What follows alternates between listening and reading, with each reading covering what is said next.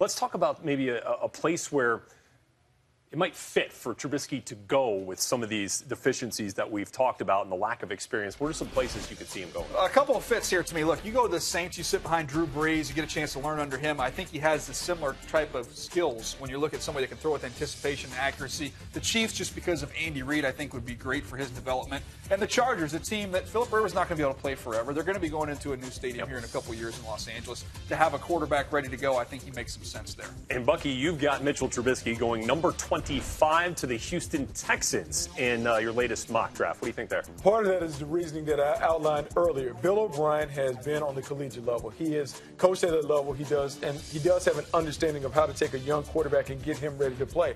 I believe Mitchell will come to the National Football League, and you have to kind of treat him like a college player, meaning you will have to build an offense around his talents. And when I look at what is around him potentially in Houston, you have a number one receiver in DeAndre Hopkins. You have a speed receiver in Will Fuller. You have a running game with Lamar Miller. In terms of the support staff, you can put it on other guys until he is ready to be the guy that has to be the playmaker and the primary playmaker of that offense. I think Houston would be a nice fit.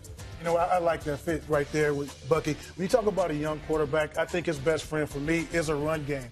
You take a lot of pressure out of him. You mentioned Lamar Miller being the running back. He can learn without the pressure. Dak Prescott, a nice running back, in the backfield, took a lot of pressure off him, didn't have to throw a lot of balls. Here's the one contradiction, though, and I struggle with this, is I talk about him going to a place where he can sit and learn.